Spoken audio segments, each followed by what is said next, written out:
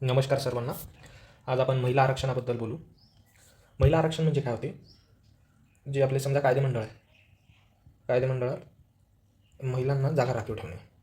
जसं आपल्याकडे माहिती आहे पंचायत राज संस्थांना जे महाराष्ट्रामध्ये पंचायत राज संस्थाने जे आहेत ना, त्याच्यामध्ये महिलांना आरक्षण आहे. परंतु तुम्ही लोकसभा घ्या, विधानसभा घ्या, ह्याच्यामध्ये महिलांना कोणत्याही प्रकारचं आरक्षण नाही. आरक्षण नसल्या कारणामुळे महिलांचं प्रतिनिधित्व कायदे निर्मितीमध्ये हे फार कमी आहे. आणि महिलांचं प्रतिनिधित्व जर कायदे निर्मितीमध्ये नसेल तर महिलांचे मुद्दे जे असतील ते लोकसभेत आणि विधानसभेत हे मांडायचे कसे, हा सर्वात मोठा प्रश्न निर्माण होतो. आणि त्यामुळेच महिला आरक्षणाची गरज निर्माण आहे. महिला आरक्षण आवश्यक आहे. महिला आरक्षण देण्यासाठी भारतातनी फार मोठ्या प्रमाणात प्रयत्न करण्यात आलेले आहेत आणि त्यामध्ये तेवढ्या प्रमाणात यश प्राप्त झालं नव्हतं 2023पर्यंत तरी. आता महिला आरक्षण आवश्यक का आहे? महिला आरक्षणाची गरज का आहे? एक तर भारतामध्ये जवळपास 50% महिला आहेत आणि 50% महिला असताना त्या महिलांचं प्रतिनिधित्व हे कायदेमंडळात फार कमी प्रमाणात आहे. त्यामुळे एक समान प्रतिनिधित्व आवश्यक आहे. समान प्रतिनिधित्व आवश्यक आहे तुमच्या कायदेमंडळात. म्हणून महिला आरक्षण हे आपल्याला आवश्यक आहे. त्यानंतर अर्थातच महिला आरक्षण देण्यात आलं लोकसभा विधानसभेमध्ये तर निर्णय प्रक्रियेत सहभाग येणार, निर्णय प्रक्रियेत सहभाग वाढणार. देशाच्या पार्लमेंटमध्ये महत्त्वाच्या मुद्द्यांवर चर्चा केली जाते आणि 50% लोकसंख्येचं प्रतिनिधित्व हे फार कमी प्रमाणात आहे. त्यामुळे एखाद्या मुद्द्यांवर महिलांचा पॉईंट ऑफ व्ह्यू काय असू शकतो हे योग्यरित्या मांडल्या जात नाही आणि त्यामुळे महिला ह्या निर्णय प्रक्रियेतून डावलल्या जातात. तर त्यामुळे महिलांना लोकसभा असो राज्यसभा म्हणजे कायदेमंडळात निर्णय प्रक्रियेत समाविष्ट करून घेण्यासाठी या आरक्षणाची गरज आहे. महिलांचे सक्षमीकरण, अर्थातच जर महिला ह्या कायदेमंडळात आल्या तर वेगवेगळ्या प्रकारचं जे काही इश्यूज असतील त्याच्याशी प्रामुख्याने डील केला जाईल आणि सक्षमीकरणावर एक महत्त्वाचा भर देण्यात येईल. महिला प्रश्नांना प्राधान्य देण्यात येईल. त्यामध्ये महिला प्रश्न कोणते? जसे शिक्षणाच्या संबंधी असतील, आरोग्य असेल, सुरक्षा असेल, ह्या सर्व गोष्टीवर प्राधान्य देण्यात येईल. महिला प्रश्नांना प्राधान्य देण्यात येईल आणि ह्या सर्व गोष्टी जर झाल्या तर एक सामाजिक समता, ज्याला आपण म्हणतो जेंडर इक्वॉलिटी ही तुमची कायदेमंडळात साध्य करण्यात येईल. आणि महिलांना आरक्षण किंवा महिलांचा निर्णय प्रक्रियेत सहभाग होण्यासाठी आंतरराष्ट्रीय लेवलवर सुद्धा प्रयत्न करण्यात आलेले आहेत. त्यामध्ये संयुक्त राष्ट्रामध्ये युनायटेड नेशन जनरल असेंब्लीने एक सनद काढलेली आहे, जिला म्हटलं जात असते international bill of rights for women, ज्याला महिला हक्कांचे सनदसुद्धा म्हटलं जाते, ज्याला म्हटलं जातं convention on elimination of all forms of discrimination against women. आता महिलांच्या विरुद्ध वेगवेगळ्या प्रकारचं डिस्क्रिमिनेशन आपल्याला माहिती आहे. वेगवेगळ्या प्रकारचे जे डिस्क्रिमिनेशन आहे त्या डिस्क्रिमिनेशनमधला एक जे डिस्क्रिमिनेशन आहे ते प्रतिनिधित्व कमी असणे आहे आणि त्याच्यावर सोल्युशन म्हणून मग महिला आरक्षण आपण पाहिलं. भारताने 1993मध्ये हा जो समजा international bill of rights for women आहे त्याला रॅटिफाय केलेला आहे आणि त्याची कलम 7 जी आहे, कशाची? Convention on the elimination of all form of discrimination against women, याची जी कलम 7 आहे ते सांगते की निवडणूक लढण्याचा अधिकार पुरुष इतकाच महिलांना सुद्धा आहे. आता आपल्याकडे समजा पंचायत राज इन्स्टिट्यूशन आहे, तर पंचायत राजमध्ये आपल्याकडे महिलांना आरक्षण आहे, परंतु तिथं विषय हे थोडे वेगळे जातात. महिला ही नावापुरती निवडून येते, सर्व कारभार हा त्या महिलेचा पतीच करत असतो, बरोबर. तशा प्रकारचं काहीही झालेलं नाही पाहिजे, याकडे आपण लक्ष द्यायला पाहिजे. आणि महिला आरक्षण मिळवण्यासाठी फार मोठ्या प्रमाणात प्रयत्न करण्यात आलेले आहे आणि भारतात पण ते प्रयत्न झालेले आहेत. सर्वात पहिले हिस्ट्रीमध्ये जर पाहायचं झालं तर 1996मध्ये त्यावेळेस देवेगौडा हे भारताचे पंतप्रधान होते, 11वी लोकसभा होती. त्यावेळेस 1996मध्ये महिला आरक्षण बिल हे सर्वप्रथम मांडण्यात आलं. ते पास नाही झालं. त्यानंतर 1998मध्ये तसाच प्रयत्न झाला. अटल बिहारी वाजपेयीजी त्यावेळेस पंतप्रधान होते. त्यानंतर 1999मध्ये सुद्धा प्रयत्न झाला. 2008मध्ये सुद्धा प्रयत्न झाला. 2008मध्ये लोकसभेच्या ऐवजी हे बिल राज्यसभेत मांडण्यात आलं. बिल मांडण्यात आलं. त्यानंतर ते लोकसभेत गेलं, परंतु लोकसभेतून ते पास व्हायच्या आधी लोकसभाचा कार्यकाळ संपला, त्यामुळे ते बिल हे लॅप्स करण्यात आलं. शेवटी 2023मध्ये हे बिल पास करण्यात आलं आणि त्याला म्हटलं जात असते म्हणजे महिला आरक्षणाचं जे बिल आहे हे शेवटी 2023मध्ये पास करण्यात आलं. बिल म्हणा किंवा ती कॉन्स्टिट्यूशनल अमेंडमेंट होती, ती होती 106वी कॉन्स्टिट्यूशनल अमेंडमेंट आहे 2023. त्यालाच म्हटलं जात असते नारी शक्ती वंदन अभियान किंवा त्यालाच म्हटलं जातं महिला आरक्षण अधिनियम म्हणा, 106 कॉन्स्टिट्यूशन अमेंडमेंट ॲक्ट म्हणा किंवा नारी शक्ती वंदन अभियान याला म्हटलं जात असते. आता जे बिल आहे, आता या बिलमध्ये काय काय दिलेलं आहे, तर या बिलमध्ये काय म्हटलेलं आहे किंवा ॲक्टमध्ये किंवा कॉन्स्टिट्यूशनल अमेंडमेंटमध्ये काय म्हटलेलं आहे? सर्वात पहिले तर याला म्हणण्यात आलं की नारी शक्ती वंदन अधिनियम 2023. त्यालाच म्हटलं जात असते 106वी घटना दुरुस्ती, बरोबर आहे. आता याला प्रेसिडेंटने संमती कधी दिली? प्रेसिडेंट असेल, राष्ट्रपतींनी याला संमती कधी दिली? ते तुमची 23 सप्टेंबर 2023 रोजी, बरोबर. आणि याच्यात सांगितलेलं आहे म्हणजे या कॉन्स्टिट्यूशनल अमेंडमेंट ॲक्ट 2023मध्ये काय सांगितलेलं आहे 1/3 सीट्स या रिझर्व राहतील. कोणासाठी? महिलांसाठी. बरोबर. आणि त्या रिझर्व राहतील महिलांसाठी. त्यामुळे आपल्याला आता हे रिझर्वेशन देण्यासाठी भारतीय संविधानामध्ये तुम्हाला अमेंडमेंट घडवून आणायचे काम पडले आणि तिला म्हटलं जातं ते 106वी कॉन्स्टिट्युशनल अमेंडमेंट आहे. आता या अमेंडमेंटमध्ये काय काय करण्यात आलं? पहिलं तर सर्वात पहिले अमेंडमेंट करण्यात आली. अमेंडमेंट 239 या आर्टिकलमध्ये. त्यानंतर काही नवीन आर्टिकल ॲड करण्यात आले. जे इन्सर्ट करण्यात आले त्यामध्ये होते इन्सर्शन ऑफ आर्टिकल 330A. त्यानंतर पुन्हा एक आर्टिकल इन्सर्ट करण्यात आलं 332A आणि एक अजून आर्टिकल इन्सर्ट करण्यात आलं त्याला म्हटलं जातं 334A. हे प्रत्येक आर्टिकल या 106व्या घटनादुरुस्ती जी 106वी घटनादुरुस्ती झाली त्यामध्ये काय करण्यात आले 239A जे हे आर्टिकल आहे याच्यामध्ये अमेंडमेंट करण्यात आले. नवीन आर्टिकल ॲड करण्यात आले 330A, 332A आणि 334A. आता जे आर्टिकल ज्याच्यामध्ये ॲड करण्यात आलेले आहेत तर त्याच्यामधलं सगळ्यात पहिलं जे आर्टिकल आहे ते आहे तुमचं आर्टिकल 239A मध्ये नवीन आर्टिकल ॲड करणं किंवा त्याच्यामध्ये जी अमेंडमेंट करण्यात आली ती अमेंडमेंट काय आहे? त्याच्यामध्ये काय करण्यात आलं? आर्टिकल 239A मध्ये आर्टिकल 239A मध्ये आर्टिकल 239A हा संविधानात आहे ओरिजिनली. बरोबर. 1 आहे 2 ह्याच्यामध्ये अमेंडमेंट करण्यात आली आणि याच्यामध्ये नवीन प्रोव्हिजन ॲड करण्यात आली ज्याला आपण BA म्हणतो. साध्या भाषेत सांगायची झाली ही अमेंडमेंट आहे त्याच्यामध्ये सांगितलेलं आहे की तुमची दिल्लीची जे national capital territory of Delhi म्हणजे जे दिल्लीची विधानसभा आहे ना NCTD national capital territory of Delhi ह्याच्या लेजिस्लेटिव्ह असेंब्लीमध्ये ह्याच्या विधानसभेतनी 1/3 जागा महिलांसाठी आरक्षित करण्यात आली. महिलांसाठी आरक्षित करण्यात आल्या.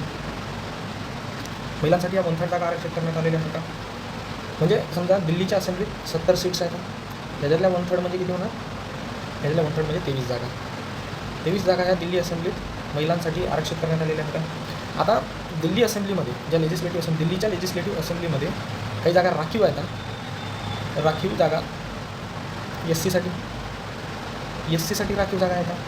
तर त्या SC साठी राखीव ज्या जागा आहेत त्याच्यातल्या 1/3 त्या महिलांसाठी असणार. महिलांसाठी कोणत्या? SC महिलांसाठी या जागा रिझर्व असणार. जसं एक उदाहरण घ्यायचं झालं तर दिल्ली असेंब्लीतनी 12 ह्या राखीव जागा आहेत. 12 राखीव जागा आहेत तर त्याच्या 1/3 ह्या लागल्या 4 जागा या SC महिलांसाठी रिक्त असणार. ह्या 23मध्येच येतील. ह्या ज्या 4 जागा आहेत ह्या 4 जागा ह्या 23मध्ये येतील. म्हणजे ह्या 23 कशा होतील? ह्या 23 ज्या राखीव जागा आहेत त्या कशा असतील? 23 ह्या जागा कशा असतील? 4 + 19 अशा प्रकारे त्या जागा राखीव होतील. तर या दिल्ली असेंब्लीमध्ये राखीव असणाऱ्या जागा आहेत ज्या तुम्हाला 239मध्ये जे नवीन अमेंडमेंट घडून आली त्यानुसार सेम आहे. आर्टिकल 330मध्ये पण इन्सर्शन आर्टिकल 330मध्ये नवीन आर्टिकल ॲड करण्यात आलेला आहे 330A सेम आहे. आता आर्टिकल 330 काय आहे? आर्टिकल 330 जे आहे तर हे केलेलं आहे. आर्टिकल 330 काय? आर्टिकल 330 काय तर तुमच्या लोकसभेमध्ये SC आणि ST साठी पॉलिटिकली जागा आहे रिझर्व आहेत. बरोबर. तर 330 हे काय म्हणते? 330 काय? लोकसभेत जागा रिझर्व असतील. लोकसभेत महिलांसाठी जागा रिझर्व असतील 1/3. बरोबर. आणि सेम SC STच्या ज्या राखीव जागा असतील त्याच्यापैकी पण 1/3 जागा समजा लोकसभेमध्ये SC ST साठी ज्या जागा रिझर्व असतील SC आणि ST साठी राखीव जागा ज्या असतील त्याच्यातल्या 1/3 SC ST महिलांसाठी जागा राहतील. बरोबर. ह्या जागा राखीव राहतील. ह्या जागा ज्या आहेत त्या तुमच्या लोकसभेत जागा रिझर्व राहतील. 332A काय म्हणते? तुमच्या राज्याच्या ज्या विधानसभा आहेत ना विधानसभेमध्ये तुमच्या 1/3 जागा राखीव राहतील किंवा 33% जागा राहतील. बरोबर. या विधानसभेत पण SC आणि ST साठी समजा तुमच्या जागा रिझर्व असतात SC आणि ST साठी राखीव असतात. या राखीव जागेमधल्या पण 1/3 जागा ह्या SC ST महिलांसाठी असणार. महिलांसाठी या जागा राखीव असणार. आणि हे आर्टिकल 334A नुसार आता जे महत्त्वाचं आहे हे काय आहे? हे आर्टिकल कशासाठी आहे तर महिला आरक्षण कधी लागू होणार यासाठी? महिला आरक्षण लागू कधी होणार यासाठी आर्टिकल 334A हे इन्सर्ट करण्यात आलेलं आहे. तर त्याच्यामध्ये सांगण्यात आलेलं आहे commencement of the act. Commencement of act त्याच्यानंतर जनगणना होईल. जनगणना होईल, त्यानंतर डिलिमिटेशन होणार आणि त्याच्यानंतर हे लागू होणार. आता हे लागू होणार म्हणजे सगळ्यात पहिले काय केलं जाणार की हा जो कायदा आहे, कायदा म्हटल्यापेक्षा ही जी कॉन्स्टिट्युशनल अमेंडमेंट ॲक्ट आहे ना 106वी, ही सर्वात पहिले तुम्हाला कमेन्समेंट करावी लागेल, बरोबर आहे. त्यानंतर जनगणना होईल, म्हणजे सांगायचं तात्पर्य जनगणनेनंतर होणार. पण जनगणना कोणती? हा ॲक्ट लागू केल्याच्या नंतरची जी जनगणना होणार आणि त्याच्यानंतर जी डिलिमिटेशन होणार, त्याच्यानंतर हे जे तुमचं महिला आरक्षण आहे हे लागू होणार. आता हा ॲक्ट कमेन्स कधी करण्यात आला? त्यासाठी हा 16 एप्रिल 2026ला हा ॲक्ट लागू करण्यात आला. पण जनगणना झालेली नाही आणि डिलिमिटेशन झालेलं नाही आहे.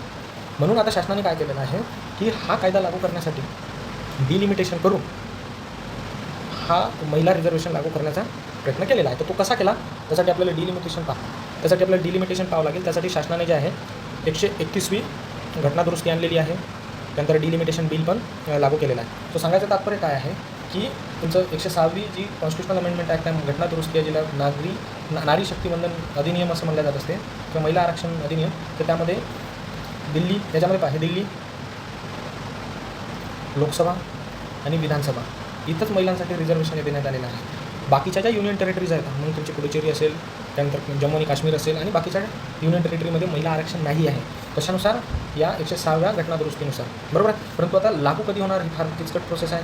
हा कायदा कमेन्स करावा लागेल, म्हणजे हा कायदा लागू करावा लागेल, त्याच्यानंतर जनगणना घ्यावी लागेल आणि त्याच्यानंतर डिलिमिटेशन करावं लागेल आणि डिलिमिटेशन केल्याच्यानंतर हे ॲक्ट जे आहे ते लागू होणार. आता पहा तुम्हाला सांगतो, सध्याची जी जनगणना सुरू आहे ना तिचा रेफरन्स पिरियड आता 2026मध्ये जनगणना सुरू झालेली आहे. तिचा रेफरन्स पिरियड जे आहे ना 2026मध्ये जी जनगणना होत आहे तिचा रेफरन्स पिरियड हा 31 मार्च 2027पर्यंतचा. म्हणजेच आपण समजू की 2027च्या मध्यापर्यंत काय होणार, तुमची जनगणना पूर्ण होणार आणि त्याच्यानंतर डिलिमिटेशन होणार. आता डिलिमिटेशन ही फार मोठी प्रोसेस आहे, त्याला वेळ लागते. तर ती वेळ लागल्याच्यानंतर 2029चं इलेक्शन आता लोकसभेचं आहे ते तर जाणार.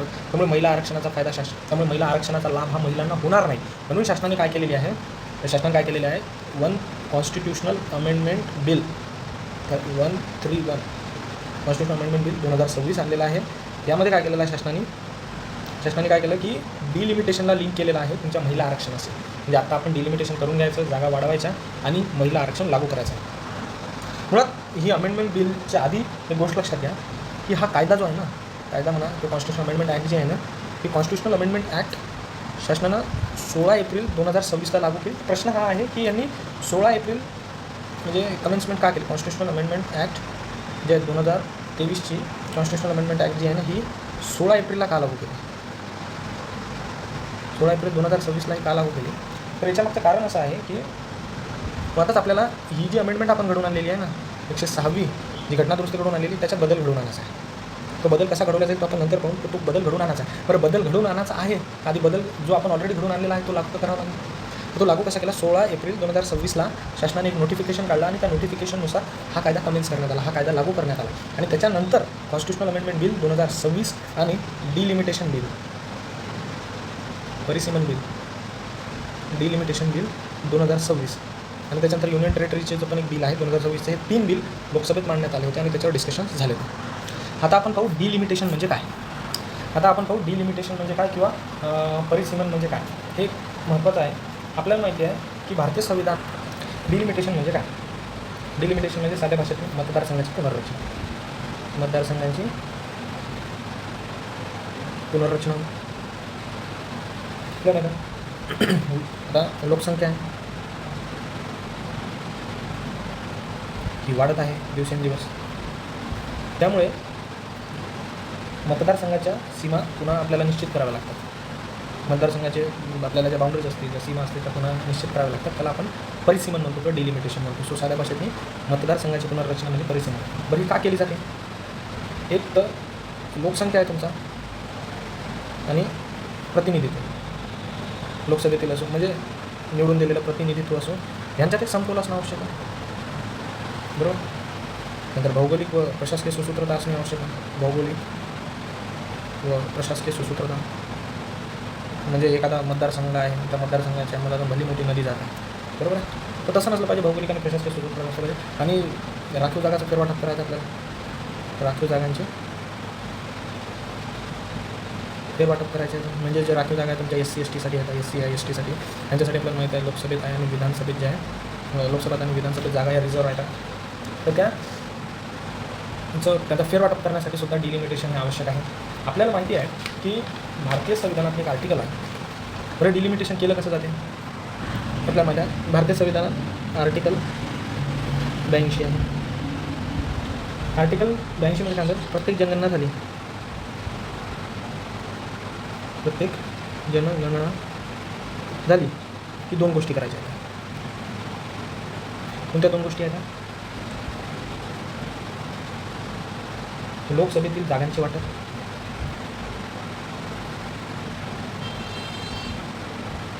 लोकसभेतील जागांचे वाटप म्हणजे राज्यांना लोकसभेत किती जागा आहेत म्हणजे कोणत्या राज्याला लोकसभेच्या किती जागा आहेत. आणि मतदारसंघ दुसरं काम असणार मतदारसंघांची विभागणी. म्हणजे एखादा मतदारसंघ आहे तर कोणती कोणती गावं असली पाहिजे, त्याची बाउंड्रीज काय असले पाहिजे. तर मतदारसंघांची विभागणी आणि लोकसभेतील जागांचे वाटप ह्या 2 गोष्टी प्रत्येक सेन्सस झाला की केल्या पाहिजे असं कॉन्स्टिट्यूशनमध्ये सांगितलेलं आहे. आणि ही संपूर्ण प्रक्रिया पार पाडण्यासाठी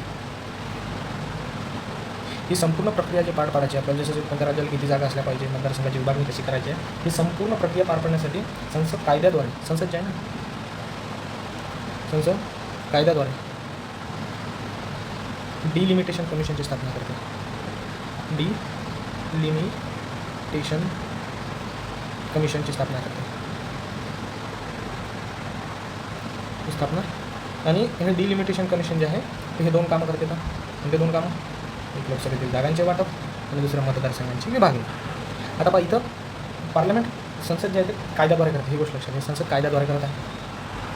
डिलिमिटेशन कमिशनचा जो रिपोर्ट असतो हा अंतिम असतो, बरोबर, रिजेक्ट केला जाऊ शकत नाही. आणि डिलिमिटेशन कमिशनची स्थापना आणि याची अपॉइंटमेंट कोण करते? आता डिलिमिटेशन कमिशनची स्थापना करते. आता याचे जे मेंबर्स असणार त्याची अपॉइंटमेंट भारताचे राष्ट्रपती करत असतात, बरोबर आहे. आणि जनरली डिलिमिटेशन कमिशनचे जे चेअरपर्सन असतात, चेअरपर्सन हे सुप्रीम कोर्टचे जज असणार. सुप्रीम कोर्टचे जज हे त्याचे चेअरपर्सन असतात. भारत स्वातंत्र्य झाला 1947ला. तेव्हापासून ते 2003पर्यंत किंवा आताचं एक डिलिमिटेशन कमिशनचं बिल असणार. तर तिथपर्यंत भारतातले डिलिमिटेशन कशा प्रकारे झाले ते थोडक्यात आपण पाहू. जे भारतातलं पहिलं डिलिमिटेशन झालं ते 1953मध्ये डिलिमिटेशन झालं. त्यामध्ये फर्स्ट डिलिमिटेशन कमिशन स्थापन करण्यात आलं आणि हे बेस्ड ऑन 1951 सेन्सस 1951ची जी जनगणना झाली ना त्याच्या आकड्यांवर हे डिलिमिटेशन कमिशन स्थापन झाले होते. चंद्रशेखर अय्यर त्यावेळेस त्याचे चेअरपर्सन होते. चंद्रशेखर अय्यर हे त्याचे त्यावेळेस चेअरपर्सन होते. आणि लोकसभेच्या सीट्स ज्या आहे त्यावेळेस ठरवण्यात आल्या होत्या त्या 494 होत्या, बरोबर. 1953ला पहिलं डिलिमिटेशन झालं. नंतर इथून 10 वर्षांनी 1963 आलं. 1963मध्ये सेकंड डिलिमिटेशन कमिशन, दुसरं परिसीमन आयोग, बरोबर. आणि हे बेस्ड ऑन 1961 सेन्सस 1961च्या सेन्ससवर होतं. आणि इथं काय करण्यात आलं, ज्या लोकसभेच्या सीट्स ज्या आहे ना त्या 494वरून 522 करण्यात आला. इथे तर 522 झाला का. त्यानंतर पुढचं जे डिलिमिटेशन कमिशन होतं ते 1973ला आलं, 1973. त्याच्यामध्ये हा थर्ड डिलिमिटेशन कमिशन आला जे बेस्ड ऑन 1971 सेन्सस होता, 1971च्या सेन्ससवर होता. आणि जस्टिस कपूर हे जे चेअरपर्सन होते. जस्टिस कपूर हे त्याचे चेअरपर्सन होते. आणि इथं जे आहे ना जे लोकसभेची जे स्ट्रेंथ आहे ती 522वरून 543वर करण्यात आली होती. हे पहा, जी तुमच्या लोकसभेची जी स्ट्रेंथ आहे ही आज जी आहे ना आज पण ती 1971च्या सेन्ससवर आहे जी 543 आहे, बरोबर. त्यानंतर काय झालं, लोकसंख्या नियंत्रण हे आपल्याला माहीत आहे. लोकसंख्या नियंत्रण आणि हे लोकसंख्या नियंत्रण या काळात लागू करण्यात आलं. यावेळेस जे दक्षिण भारतातले जे राज्य आहे त्यांनी पॉप्युलेशन कंट्रोलमध्ये एक महत्त्वाचा रोल प्ले केला. त्यामुळे पॉप्युलेशन हा जर क्रायटेरिया ठेवून पुन्हा डिलिमिटेशन करण्यात आलं असतं तर तो एक प्रकारचा साऊथ स्टेटवर जे परफॉर्मिंग स्टेट आहे त्याच्यावर ते एक प्रकारे शिक्षा झाली असते. म्हणून 1976ला काय करण्यात आलं, 1976ला काय करण्यात आलं, 42वी घटना दुरुस्ती करण्यात आली. 42nd कॉन्स्टिट्युशनल अमेंडमेंट ॲक्ट करण्यात आलं 1976. यानुसार काय करण्यात आलं, लोकसभा व विधानसभा जागांची संख्या 1971च्या जनगणनेनुसार 1971च्या जनगणनेनुसार 2001 पर्यंत गोठवण्यात आली. जेणेकरून 2001 पर्यंत पुन्हा ज्या राज्यांनी लोकसंख्या नियंत्रित आणली नाही ते वध करतील, बरोबर आहे, कारण साहजिक होतं कुटुंब नियोजन. त्यानंतर काय झालं, 2002 आलं. 2002मध्ये 84 घटना सुरू. 2002 याच्यात काय करण्यात आलं, 84th कॉन्स्टिट्युशनल अमेंडमेंट. 2002 नाही, 2001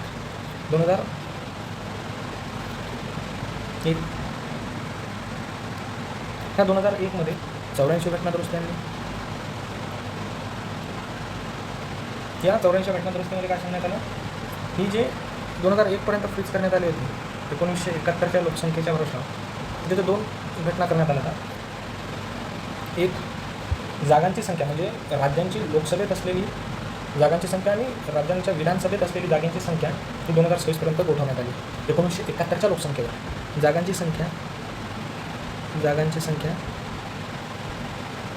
1971च्या लोकसंख्येवर किंवा 1971च्या सेन्ससवर 2026 पर्यंत गोठवण्यात आली. आणि मतदारसंघाची जी विभागणी होती, मतदारसंघांची विभागणी ही 1991च्या सेन्ससवर. त्यानंतर पुढे गेलो, त्याला 2002मध्ये चौथं डिलिमिटेशन कमिशन. त्या चौथ्या डिलिमिटेशन कमिशनमध्ये काय करण्यात आलं, ही जी 1991च्या सेन्सस मतदारसंघाची जी विभागणी होती, मतदारसंघांची पुनर्रचना करण्यात आली. मतदारसंघांची पुनर्रचना 2001च्या सेन्सस डाटावर करण्यात आली, बरोबर आहे. दुसरी काय करायला, ज्या जागा होत्या ना, ह्या जागा 1971च्या त्याच्यावर जागा फिक्स होत्या. जागा 1971च्या सेन्ससवर, ह्याच्यात काही फरक नाही. आणि इथे जे अध्यक्ष होते ते कुलदीप सिंग होते. कुलदीप सिंग हे डिलिमिटेशन कमिशनचे चौथ्या डिलिमिटेशन कमिशनचे काय होते तर अध्यक्ष होते. त्यानंतर येते 2003मध्ये काय झालं,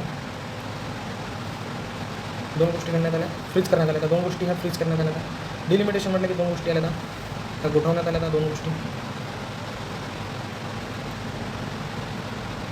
2026 पर्यंत.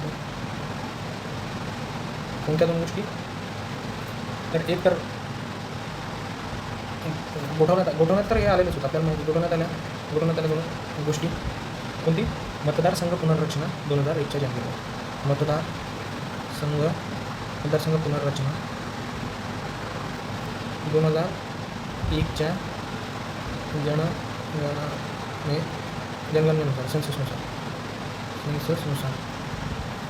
2026 पर्यंत विभाग गोठवण्यात आला. आता पाहू आपण जे महत्त्वाचं होतं, 131वी घटना. डिलिमिटेशन इथे संपलेलं आहे. डिलिमिटेशन कसं केलं जाते, भारतात कशा प्रकारे डिलिमिटेशन झाले, कोणत्या लोकसंख्येचा आधार घेण्यात आलेला होता, ते आपल्याला आता आपण पाहिलेलं आहे. आता पाहू आपण कॉन्स्टिट्यूशन 131 अमेंडमेंट बिल काय होतं. Constitution 131st constitutional amendment bill 2026. आता 2 गोष्टी होत्या. कोणत्या, एक तर जागा गोठवण्यात आल्या होत्या 2026 पर्यंत, बरोबर.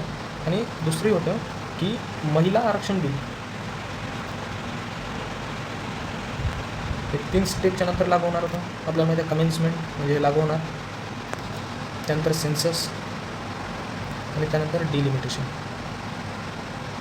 बरोबर, ह्या 3 प्रोसेसच्या नंतर महिला आरक्षण बिल लागू होणार होतं. म्हणजे ह्या 3 किचकट प्रोसेस आणि बरोबर ह्या जागा पण काय करण्यात आल्या, त्याला गोठवण्यात आल्या होत्या. आणि ह्या जागा गोठवण्यात आल्या होत्या. त्यामुळे महिला आरक्षण हे 2029पर्यंत 2029च्या इलेक्शनमध्ये लागू होणं या 2 गोष्टींमुळे थोडं कठीण होतं. आपल्याला माहिती आहे 2026च्या नंतर आता सेन्सस सुरू आहे, त्याचे आकडे कधी येतील, त्यानंतर डिलिमिटेशन होणार, तो पण 2029 निघून जाईल. आणि येणाऱ्या लोकसभेच्या इलेक्शनमध्ये महिलांना त्याचा फायदा होणार नाही. म्हणून शासनाने काय केलं, म्हणजे गव्हर्नमेंटने काय केलं, हा कायदा लागू केला. हा कायदा लागू करून याच्यामध्ये बदल घडवून आणायचा आहे. याच्यामध्ये काय करायचं आपल्याला, बदल घडवून आणायचा. आता एक लक्षात घ्या, अमेंडमेंट बिलनुसार कोणत्या ॲक्टमध्ये अमेंडमेंट, कोणत्या आर्टिकलमध्ये अमेंडमेंट करणार होते. आर्टिकल 55, बरोबर आहे. त्यानंतर आर्टिकल 170, आर्टिकल 81मध्ये बदल करणार होते. आर्टिकल 81, त्यानंतर 82, 70 आणि आर्टिकल 330 त्यामध्ये बदल घडवून आणणार होते. आर्टिकल 330मध्ये बदल घडवून आणणार होते.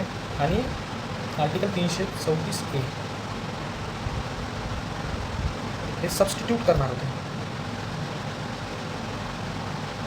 म्हणजे हे सबस्टिट्यूट करणार होते म्हणजे आपण पाहिलं, महिला आरक्षण बिल जे होतं त्याने संविधानात 334A ॲड केला होता.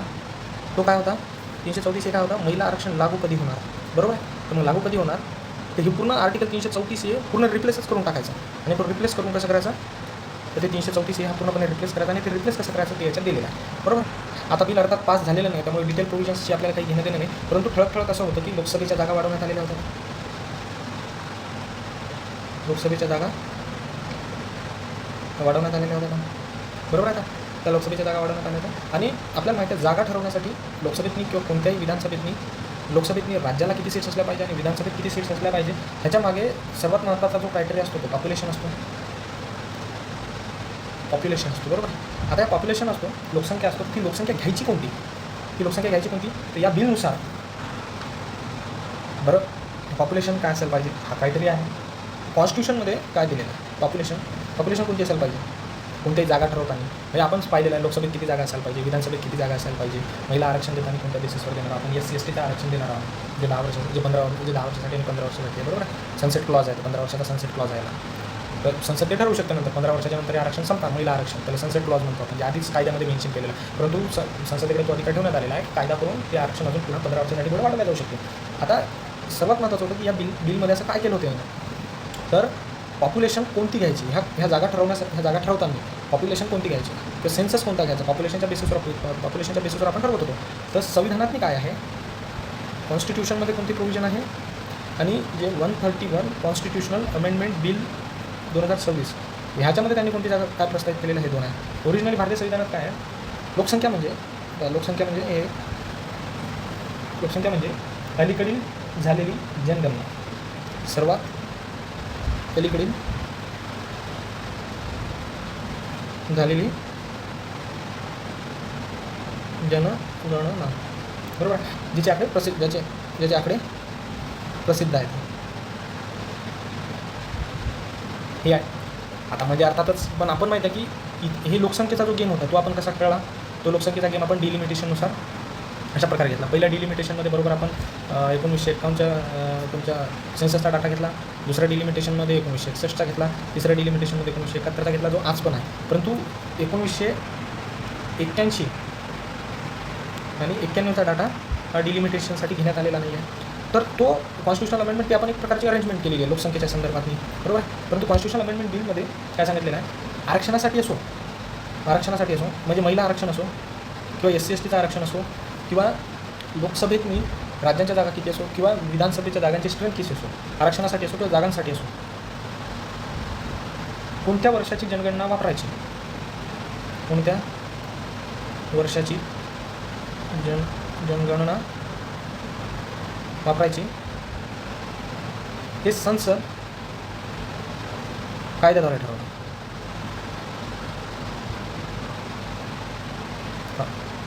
2011चा आधी संविधानात काय दिलेलं होतं, प्रिसिडिंग सेन्सस आहे तो, आणि इथं काय झालं, संसद कायद्याद्वारे ठरवणार. म्हणजे संसद कायदा ठरवणार.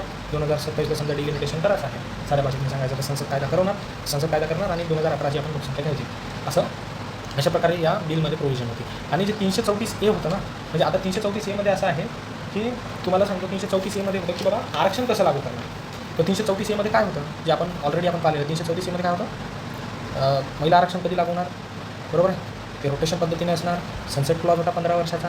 तर ते कशाप्रकारे लागणार आणि आपल्याला माहीत आहे की 334 मध्ये हे सबस्टिट्यूट करणार होते. आता पहा या बिलमध्ये आपल्याला माहिती आहे की आर्टिकल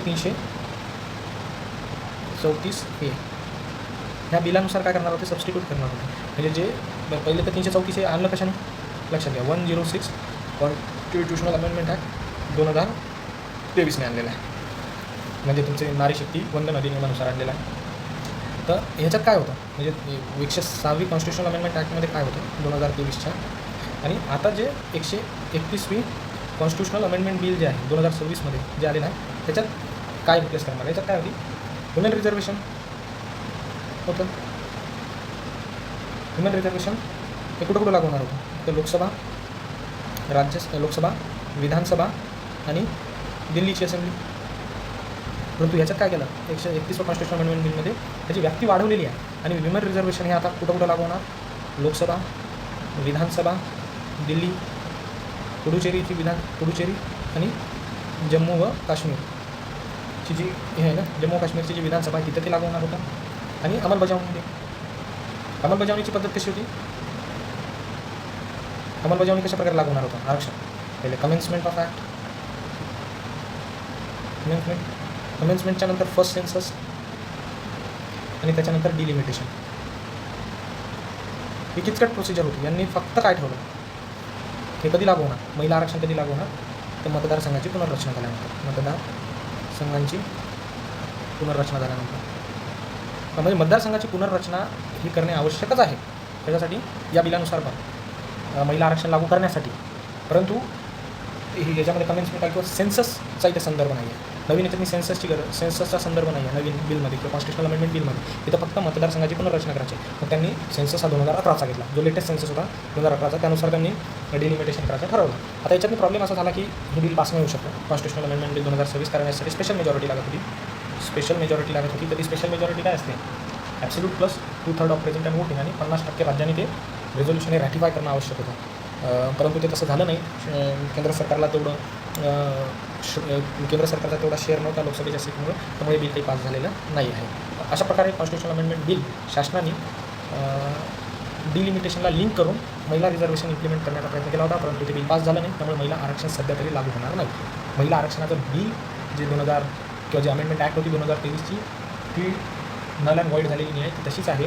फक्त जो फॉर्मॅट यांनी बदलवण्याचा ठरवला होता ते करण्यास शासन यशस्वी झाले. धन्यवाद.